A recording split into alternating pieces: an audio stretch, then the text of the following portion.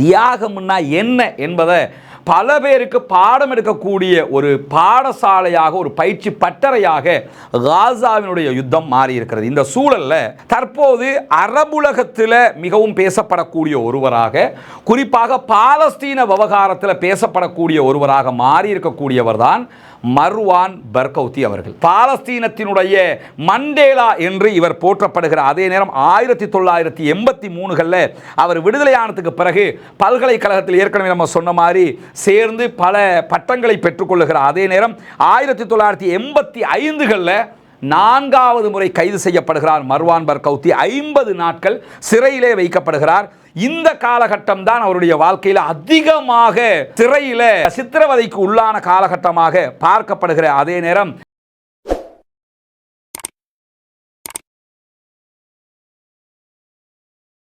அன்பிற்கினிய சகோதர சகோதரிகளே, நம் அனைவர் மீதும் ஏக இறைவனுடைய அமைதியும் கருணையும் உண்டாகட்டுமாக என்கிற பிரார்த்தனைகளோடு இன்னைக்கு ஒரு முக்கியமான நபர் தொடர்பான ஒரு விரிவான செய்தியைத்தான் இதில் நம்ம பார்க்க இருக்கிறோம். அது என்ன, யார், அது என்ன முக்கியமான செய்தின்னு பார்த்தீங்கன்னா, நமக்கு தெரியும் இந்த பாலஸ்தீன யுத்தம் என்பது பல தியாகிகளை இந்த உலகத்திற்கு காட்டி சென்ற ஒரு யுத்தமாக இருக்கிறது.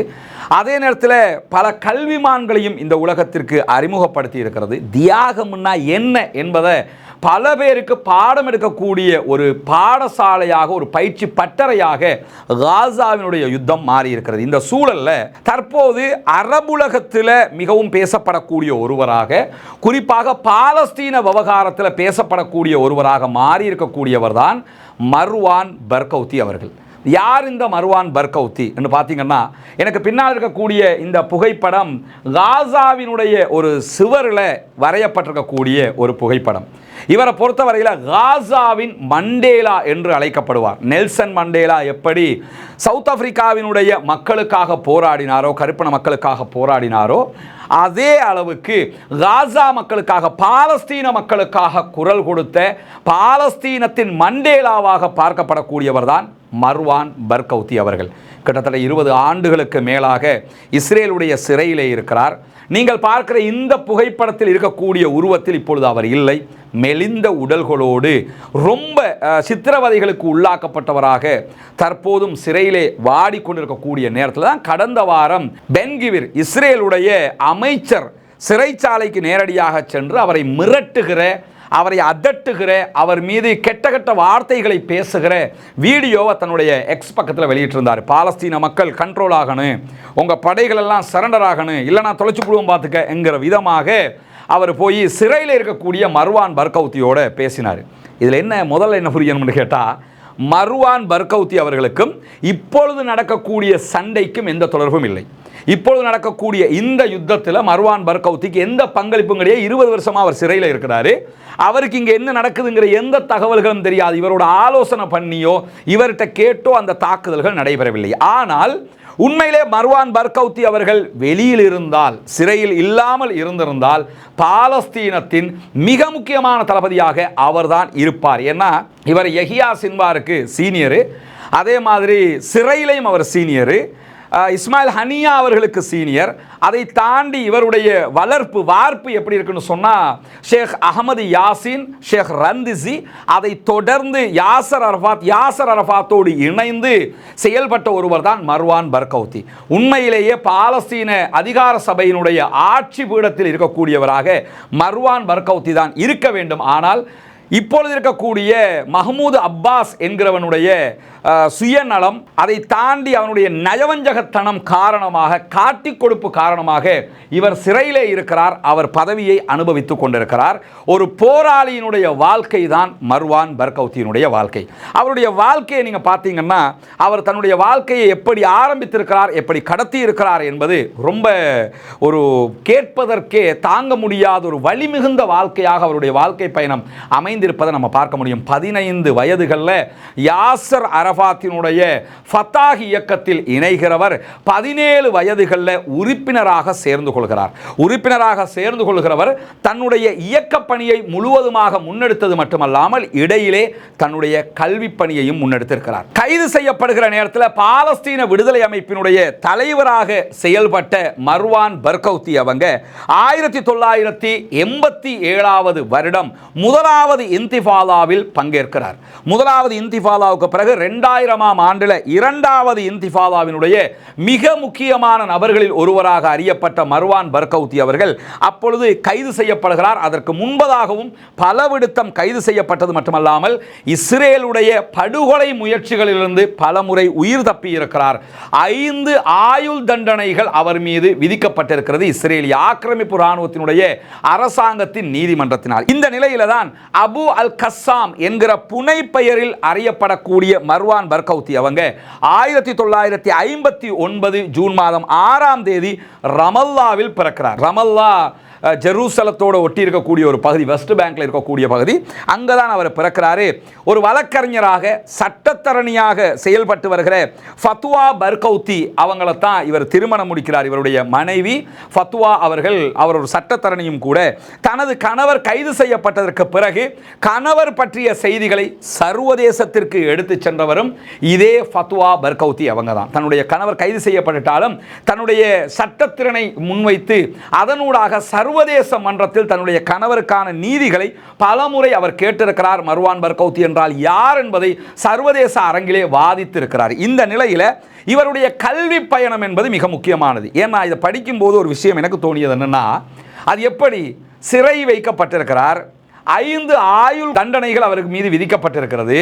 கைது செய்யப்பட்டிருப்பவர்கள் ஒன்றும் நம்ம நாட்டு போலீஸ் கைது பண்ணலை, அல்லது இந்தியாவுடைய போலீஸ் கைது பண்ணலை, இஸ்ரேலிய போலீஸ் கைது பண்ணியிருக்கிறான்.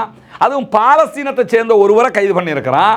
இவங்க எல்லாம் விடுதலை பண்ணுவாங்கிறத கனவுல கூட நினைக்க முடியாது. அப்படிப்பட்ட ஒருவர் சிறைக்குள் இருந்தும் தன்னுடைய கல்வி பணியை தொடர்ந்திருக்கிறார் என்றால் உண்மையிலேயே தன்னுடைய சமூகத்தின் மீது அவருக்கு எவ்வளவு பற்று இருந்திருக்க வேண்டும், தன்னுடைய அறிவின் தேவை அவர் எவ்வளவு உணர்ந்திருக்க வேண்டும். கல்வியின் தாகத்தை புரியாத எந்த சமூகமுமே இந்த நாட்டில், இந்த சமூகத்துக்கு மத்தியில் தலை நிமிர முடியாது என்பதை மிக தெளிவாக புரிந்து கொண்டவர் தான் மர்வான் பர்கவுத்தி அவர்கள். 1970களில் பிற்பகுதிகளில் ஆக்கிரமிப்புக்கு எதிரான பலவிதமான போராட்டங்களில் பங்கேற்று சிறையில் அடிக்கப்பட்டிருந்த நிலையில் ஹீப்ரு மொழியை மிக துல்லியமாக கற்றுக்கொண்டவர். பிரெஞ்சு மொழியையும் ஆங்கிலத்தையும் மிக தெளிவாக கற்றுக்கொள்கிறார். இந்த ஹீப்ரு மொழியை படித்தவங்களில் பாலஸ்தீன தளபதிகளில் Yahya Sinwar one of the பெஸ்ட்னு சொல்லலாம். ஏன்னா யஹியா சின்வார் சிறைக்குள்ளே இருந்து இஸ்ரேலிய பத்திரிகைகளுக்கு ஹீப்ரு மொழியிலேயே பேட்டி கொடுப்பார். அந்த அளவுக்கு ஹீப்ரு மொழி அவர் படிச்சிருந்தார். அதே மாதிரி இவரும் படிச்சுக்கிட்டார். 20 வருஷம் சிறையில் இருக்கும்போது அவங்களோட தானே பேசிக்கிட்டு இருப்பார். அதோட சேர்த்து ஹீப்ரு மொழியை படிச்சுக்கிட்டாரு. ஆங்கிலத்தை ரொம்ப ஃப்ளூவெண்ட்டாக படிச்சுக்கிட்டாரு. பிரெஞ்சு பாஷையையும் கூடுதலாக மேலதிகமாக மிக தெளிவாக படித்து கொண்டவர் என்ன பண்ணுறாருன்னு கேட்டால், தன்னுடைய அறிவை மேலதிகமாக வளர்த்து கொள்ளுகிற விதமாக விடுதலை ஆனதுக்கு பிறகு மேலதிகமான சில கல்விகளை தொடர்கிறார். பல்கலைக்கழகத்தில் இணைகிறார். பல்கலைக்கழகத்தில் அறிவியல் இளங்கலை பட்டத்தையும் பெற்றுக்கொள்கிறார். சிறையிலிருந்து விடுதலையான உடனே போய் எக்ஸாம் எழுதுறது, எக்ஸாம் எழுதி அதுக்குரிய பட்டத்தை பெற்றுக்கொள்வது என்கிற நிலையில தான் மர்வான் பர்கவுத்தி அவர்களுடைய பயணம் தொடர்கிற நேரத்தில் தான் சர்வதேச உறவுகள், இன்டர்நேஷனல் ரிலேஷன்ஷிப் தொடர்பான முதுகலை பட்டத்தையும் அவர் என்ன பண்றாருன்னு கேட்டால் விடுதலையான ஒரு சில காலப்பகுதிகளுக்குள் செய்து முடிக்கிறார், பெற்றுக்கொள்கிறார். ஏப்ரல் 2002 மீண்டும் அவர் கைது செய்யப்படுகிற வரைக்கும் அல் குதுஸ் பல்கலைக்கழகத்தில் ப்ரொஃபஸராக, விரிவுரையாளராகவும் பணியாற்றி கொண்டிருந்தார் மர்வான் பர்கவுத்தி அவர்கள். இதை தாண்டி 2010ஆம் ஆண்டில் அவர் அரபு லீகினுடைய ஆராய்ச்சி மற்றும் ஆய்வுகள் நிறுவனத்தில் அரசியல் அரசறிவியல் முனைவர் பட்டத்தையும் பெற்றுக்கொள்கிறார். இதில் என்ன ஒரு விவகாரம் என்று கேட்டால், இந்த முனைவர் பட்டத்தை அவர் ஹதாரிம் சிறையில் இருக்கும்போது தான் இதற்காக படிக்கிறார். முனைவர் பட்டத்தை பெற்றுக்கொள்வதற்காக ஒரு ஆய்வை சமர்ப்பிக்க வேண்டியிருக்கிறது. இந்த ஆய்வை அவர் சிறைக்குள் இருந்துதான் செய்கிறார், எழுதுகிறார். எழுதிய ஆய்வை முனைவர் பட்டத்திற்கு சமர்ப்பிக்க வேண்டும். இஸ்ரேல் வழியாக சமர்ப்பிக்க முடியாது.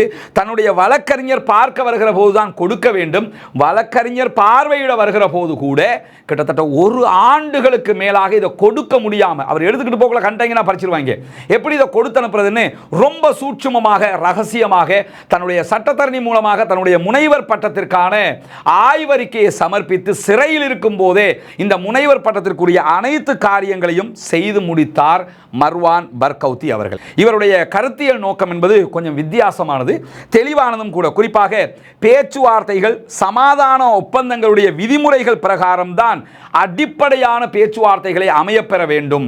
அந்த விதிமுறைகளை மீறி நம்ம பேசக்கூடாது, சமாதான பேச்சுக்கள் இருக்கக்கூடாது என்கிற மிக துல்லியமான ஒரு கருத்தியலை கொண்டிருந்தது மட்டுமல்லாமல், ஜெருசலம் ஜெருசலத்தில் யூதமயமாக்கல், அதே போன்று யூத தீர்வு கொள்கை இவற்றையெல்லாம் முழுமையாக நிராகரிக்கிறேன் என்கிறத வெளிப்படையாகவே பேசிய ஒரு தலைவராக மர்வான் பர்கௌத்தி அவர்கள் இருக்கிறது மட்டுமல்லாம அவருடைய தொலைநோக்கு பார்வை எந்த அளவுக்கு இருந்தது என்று சொன்னால், யாரெல்லாம் பாலஸ்தீன நிலங்களை கைப்பற்றி ஆக்கிரமிக்கிறார்களோ அவர்கள் பயங்கரவாதிகள் என்று வெளிப்படையாகவே பேசினார் மர்வான் பர்கௌத்தி. சிறையில் இருந்து வெளியே வந்துட்டாருன்னா போராட்ட களத்துக்கு வந்துடுறாரு.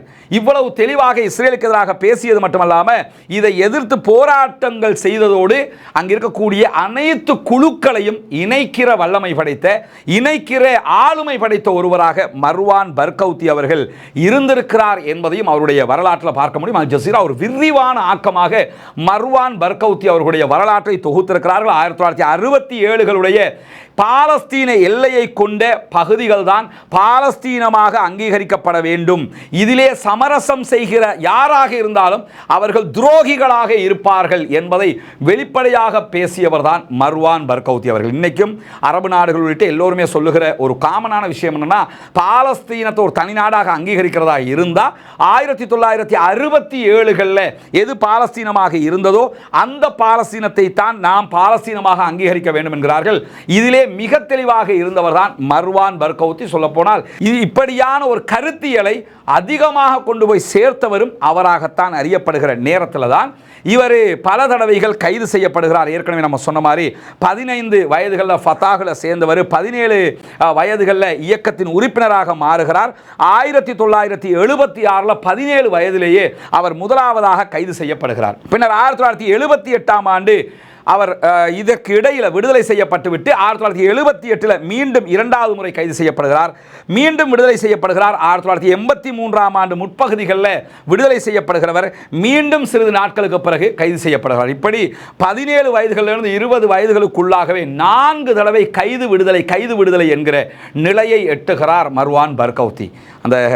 அதாவது எது லைஃப் என்கிறத புரியக்கூட முடியாத ஒரு காலகட்டம் இருக்குல்ல, எதுக்குடா வாழ்றோம்னு தெரியாமலே இந்த வயசில் பல பேர் வாழ்ந்துட்டு போயிடுவாங்க. அந்த மாதிரி காலகட்டத்தில் இதுதான் வாழ்க்கை, என் மக்களுக்கான பயணம் தான் என்பதை மிக தெளிவாக புரிந்து கொண்டு சிறைச்சாலைகளின் கம்பிகளை எண்ணியவர் தான் மர்வான் பர்கௌத்தி. அதனால தான் பாலஸ்தீனத்தினுடைய மண்டேலா என்று இவர் போற்றப்படுகிற அதே நேரம் 1983களில் அவர் விடுதலையானதுக்கு பிறகு பல்கலைக்கழகத்தில் ஏற்கனவே நம்ம சொன்ன மாதிரி சேர்ந்து பல பட்டங்களை பெற்றுக்கொள்ளுகிற அதே நேரம் 1985களில் 4வது முறை கைது செய்யப்படுகிறார் மர்வான் பர்கௌத்தி. 50 நாட்கள் சிறையிலே வைக்கப்படுகிறார். இந்த காலகட்டம் தான் அவருடைய வாழ்க்கையில் அதிகமாக சிறையில் சித்திரவதைக்கு உள்ளான காலகட்டமாக பார்க்கப்படுகிற அதே நேரம் பின்னர் விடுதலை ஆனாலும் வீட்டு காவலிலே வைக்கப்பட்டவர். முதல் இன்திஃபாதாவில் அவருடைய செயல்பாடு காரணமாக 1987 அவர் இதிலே முக்கிய பங்காற்றினார் என்கிற குற்றச்சாட்டில் கைது செய்யப்பட்டு ஜோர்தானுக்கு நாடும் கடத்தப்படுகிறார். இப்படி அவருடைய வரலாற்றை எடுத்துக்கிட்டோம்னா, ஜோர்தானுக்கு நாடு கடத்தப்பட்டதற்கு பிறகு ஜோர்தானில் இருந்து டியூனிசியாவுக்கு போறாரு. டியூனிசியாவில் இருக்கக்கூடிய தலைவர்கள் குறிப்பாக ஹலில் அல் வசீரோடு அவர் தொடர்பு கொள்ளுகிறார். அவருடனான தொடர்பில் ரொம்ப ஈர்க்கப்பட்டு போராட்ட குணத்தை கூடுதலாக அவர் பெற்றுக்கொள்ளுகிறார். அதே நேரம் அங்கிருந்து லிபியாவுக்கு போறாரு. லிபியாவிலையும் பாலஸ்தீன விடுதலைக்கான இயக்கங்களை அவர் தோற்றுவிக்கிறார். இப்படி பாலஸ்தீன விடுதலை அமைப்பை துனிசியா அதே நேரத்தில் லிபியா போன்ற நாடுகளுக்கு கொண்டு போனவர் யாருன்னு சொன்னா அது இவர் தான் அதிகமாக கொண்டு போய் சேர்த்து அங்கிருக்கக்கூடிய இளைஞர்களுக்கு பாலஸ்தீனம் பற்றிய புரிதல்களை பல தடவைகள் உருவாக்கி இருக்கிறார், பாலஸ்தீனம் பற்றிய புரிதல்களை கொடுத்திருக்கிறார் என்பதை நம்ம பார்க்க முடிகிற அதே நேரம் ஆஸ்லோ உடன்படிக்கை எட்டப்பட்டதற்கு பிறகு 1994 ஏப்ரல்களில் மீண்டும் வெஸ்ட் பேங்குக்கு திரும்புகிறார். பாலஸ்தீனத்துக்கு அவர் வர்றாரு. வந்தவர் பின்னாட்களில் 2006ஆம் ஆண்டுகளில் ரமல்லா மாவட்டத்திற்கான பாராளுமன்ற சட்டமன்றத்திற்கு தேர்ந்தெடுக்கப்படுகிறார். எலெக்ஷனில் போட்டியிட்டவர் பிறகு சட்டமன்றத்திற்கும் தேர்ந்தெடுக்கப்படுகிறார். கவுன்சிலுடைய இளைய உறுப்பினராக அவர் தேர்ந்தெடுக்கப்பட்டிருந்த அதே நேரம் தேர்ந்தெடுக்கப்படும் போது சிறையில் அவர் இருக்க வேண்டிய ஒரு நிலையும் இருந்தது. இப்படி தொடர்ந்து பாலஸ்தீன மக்களுக்காகவே போராடி கொண்டிருந்த மர்வான் பர்கௌத்தி அவர்கள் தற்போதும் சிறையிலே வாடிக்கொண்டிருக்கக்கூடிய ஒரு நிலையை நம்ம பார்க்க முடிகிறது. 5 ஆயுள் தண்டனைகள் அவருக்கு வழங்கப்பட்டிருக்கிறது. 5 இஸ்ரேலியர்களை கொலை செய்திருக்கிறார் என்கிற குற்றச்சாட்டு சுமத்தப்பட்டிருக்கிறது. ஆனால் அவர் இந்த கொலைகளில் ஈடுபடவில்லை என்பதை அவருடைய வழக்கறிஞர் பலமுறை வாதிட்டிருக்கிறார், ஆதாரங்களோடு தெரிவித்திருக்கிறார். ஆனாலும் அதை ஏற்றுக்கொள்வதாக இஸ்ரேலிய நீதிமன்றங்கள் ஒப்புக்கொள்ளாத நிலையில தான் 40 ஆண்டுகள் சிறை தண்டனை அவருக்கு விதிக்கப்பட்டிருக்கு. இப்பதான் 20 ஆண்டு போயிருக்குது. இன்னும் 20 ஆண்டுகள் அவர் சிறையிலே இருக்க வேண்டும் என்கிற நிலையும் அவர் மீது இருக்கக்கூடியதை நம்ம பார்க்க முடியும். இப்படி ஒரு நீண்ட நெடிய காலங்கள் சிறையிலேயே கழிக்கக்கூடிய ஒருவராக இருக்கக்கூடிய மர்வான் பர்கவுத்தி அவங்க உள்ள இருக்கும் போதே என்ன பண்ணியிருக்கிறாருன்னா சில புத்தகங்களை எழுதியிருக்கிறார். அதில் ஒரு முக்கியமான புத்தகம் தான் தனிமை சிறையில் 1000 நாட்கள் என்கிற ஒரு புத்தகம். அந்த புத்தகத்தை உள்ளே இருந்து எழுதி வெளியில் அனுப்பி அது பிரிண்ட் ஆகி ஒரு புத்தகமாக மாறி இருக்கக்கூடிய சூழ்நிலையில் வாக்குறுதி என்கிற பெயர்லையும் ஒரு புத்தகத்தை எழுதியிருக்கக்கூடியவர் தேசிய ஒற்றுமை வெற்றிக்கான சட்டங்கள் என்கிற ஒரு புத்தகத்தையும் எழுதியிருக்கிறார். சிறைக்குள் இருந்தே இந்த காரியங்களை எல்லாம் அவர் செய்திருக்கிற அதே நேரம் கிட்டத்தட்ட 5 தடவைகள் இஸ்ரேலுடைய கார் குண்டுவெடிப்பு தாக்குதல்கள், இஸ்ரேலுடைய மற்ற தாக்குதல்களில் இருந்து தப்பித்திருக்கிறவர் சிறையிலேயே தன்னுடைய வாழ்க்கையை கழித்துக் கொண்டிருக்கிறார். இப்பயே அவர் பேசுபொருளாக மாறியிருக்கிறார் என்று சொன்னால், இன்கேஸ் பாலஸ்தீனத்தில் ஒரு சமாதானம் நிலை பெற்றால், சமாதான நிலை உருவாகிவிட்டதற்கு பிறகு பாலஸ்தீனத்தை ஆள்வது யார், காசாவையும் வெஸ்ட் பேங்கையும் சேர்த்து ஆள்வது யார் என்கிற ஒரு கேள்வி வரும்போது 2 தரப்பாரும் ஏற்றுக்கொள்ளுகிற ஒரே நபராக இருக்கக்கூடியவர் மர்வான் பர்கவுத்தி அவர்கள் மட்டும்தான். ஏன்னா ஒரு சீனியர், அவரே சிறையில் இருக்கிறாரு. அவரை பாலஸ்தீன விடுதலை ராணுவமும் ஏற்றுக்கொள்ளும், ஃபத்தாகும் ஏற்றுக்கொள்ளும் என்கிற நிலையில் மஹமூத் அப்பாஸ் ஏற்றுக்கொள்வாரா இல்லையாங்கிறது ரெண்டாவது. ஆனால் ஃபத்தாக சேர்ந்தவங்களும் ஏற்றுக்குருவாங்க, காசாவில் இருக்கிறவங்களும் ஏற்றுக்குருவாங்க என்கிற நிலையில் இவர்தான் தற்போதைக்கு பாலஸ்தீனம் சமாதானம் அடைந்தால், பாலஸ்தீனத்தில் நிம்மதி பிறந்தால் அதனுடைய ஆட்சியாளராக வருவதற்கு தகுதியானவர் என்கிற பேச்சுக்கள் தற்போது எழ ஆரம்பித்திருக்கிற போதுதான் மர்வான் பர்கவுத்தி அவர்கள் மீண்டும் களத்திற்கு வந்திருக்கிறார்.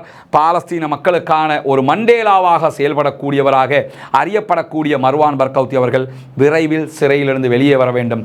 பாலஸ்தீனத்தினுடைய ஒரு தலைவராக, பாலஸ்தீனத்தை வழிநடத்தக்கூடிய ஒருவராக அவரை மக்கள் நேசிக்கிற காரணத்தினால் அவருக்கு அந்த வாய்ப்பு கிடைக்க வேண்டும் என்கிற உயரிய பிரார்த்தனைகளோடு பாலஸ்தீன மக்களுக்காக ஒவ்வொரு நாளும் இறைவனிடத்திலே கையேந்துங்கள், அல்லாஹ்விடத்திலே துஆ கேளுங்கள். பாலஸ்தீன மக்களுக்காக ஜனநாயக ரீதியாக எப்போதும் குரல் எழுப்புவோமாக. வாஹ்ரதா அல்ஹம்துலில்லாஹி ரப்பில் ஆலமீன். இதுதான் நம்ம அடுத்து கட்ட இருக்கிற இடம். 4 வீடுகள் கிட்டத்தட்ட இவர்களை கட்ட முடியும். இந்த வேலைகளும் நீங்க தருகிற உதவிகளை கொண்டுதான் நம்ம செய்ய இருக்கிறோம்ங்கிறதுனால நீங்கள் தான் இதற்கும் உதவ வேண்டும். அல்லாஹ் உங்களுக்கு அருள் புரிய வேண்டும். உங்கள்கிட்ட தான் நம்ம இதை கேட்க முடியும். காசாவில் நடக்கக்கூடிய அநியாயங்கள் தொடர்பான வீடியோக்களை பார்க்கக்கூடிய சகோதரர்கள் நீங்க தான் இதுக்காக அள்ளி அள்ளி தர்றீங்க. சிறு தொகையாக இருந்தாலும் உங்களால் முடிந்ததை நீங்கள் தர வேண்டும் என்று நம்ம கேட்டுக்கிட்டு இருக்கிறோம். சதகத்துல் ஜாரியாவாக ஜகாத் பணத்தையும், ஜகாத்து பெறக்கூடிய 8 கூட்டத்தாரில் ஒரு கூட்டத்தார் முஅல்லஃபத்துல் குலூப், உள்ளங்கள் ஈர்க்கப்படுகிறவர்கள் என்று அல்லாஹு தாலா சொல்லி காட்டுகிறான். எனவே இந்த இஸ்லாத்தை ஏற்றுக்கொண்ட சகோதரர்களும் அதிலே ஒரு குரூப்பாக இருக்கிறதுனால உங்களுடைய ஜகாத் நிதிகளையும் நீங்கள் தாராளமாக அதற்காக தர முடியும். இதில் மொத்தம் 4 வீடுகள் இந்த லேண்டுக்குள்ளே கட்ட முடியும். இந்த லேண்டும் நம்ம விலை கொடுத்து வாங்கியிருக்கிறோம் அல்ஹம்துலில்லாஹ்னு சொல்லி. ஏற்கனவே கட்டப்பட்ட ஒவ்வொரு வீடுகளும் 25 லட்சங்கள் சுமார் ஒவ்வொரு வீட்டுக்கு நம்ம செலவழிச்சிருக்கிறோம். முழுமையாக கம்ப்ளீட்டடாக ஒவ்வொரு வீட்டை நம்ம செஞ்சு கொடுத்துருக்கிறோம்.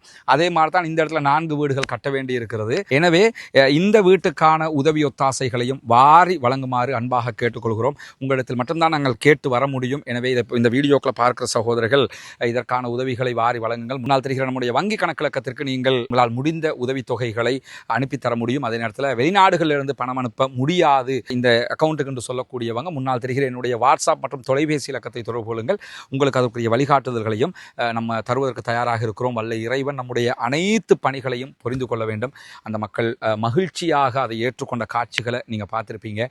எனவே தான் இந்த உதவியை நாங்கள் உங்களிடத்தில் கேட்குறோம். இந்த 4 வீடுகள் கட்டிட்டோம்னா மொத்தம் 9 வீடுகள் முடிஞ்சிடும். அதுக்கு பிறகு இன்னொரு 6 வீடு, இப்படி நம்மளால் முடிஞ்ச வரைக்கும் எத்தனை வருஷமானாலும் கட்டி கொடுக்கறது எவ்வளோதாங்கிற அடிப்படையில் தான் இதற்காக ஓடிக்கொண்டிருக்கோம். ஒன்று புரிஞ்சுக்கிறேங்க, நான் இருக்கிறது பொத்துவில்லை இப்போ, ஆனால் நான் உண்மையிலே என்னுடைய வசிப்பிடம் கொழும்பு. இந்த பணிகளை மேற்பார்வையிடுவதற்காக மாதத்தில் குறைஞ்சது 3 தடவையாவது நான் பொத்துவிலுக்கு வந்து போய்கிட்டு இருக்கிறேன். இங்கே சகோதரர் ஃபௌமி பொறுப்பாக இருந்து செஞ்சுக்கிட்டு இருக்கிறாரு. கிட்டத்தட்ட கொழும்புல இருந்து வர்றதுக்கு 7 மணி நேரம் பிடிக்கும், திரும்ப போகிறதுக்கு 7 மணி நேரம் பிடிக்கும். இந்த நேரங்களையும் செலவு செய்து தான் நான் இதுக்காக வர்றேன். ஏன்னா நீங்கள் தருகிற பணம் சரியாக போய் சேரணுங்கிறதுக்காக வல்ல ரஹ்மான் நம்முடைய பணிகளை ஏற்றுக்கொள்வானாக. அல்லாஹ்விடத்தில் நிறைய பிரார்த்தனை செய்யுங்கள். எனக்காகவும் பிரார்த்தனை செய்யுங்கள். பாலஸ்தீனம் வெற்றி பெற வேண்டும் என்றும் பிரார்த்தனை செய்யுங்கள். அஸ்ஸலாமு அலைக்கும் வரஹ்மத்துல்லாஹி வபரகாத்துஹு.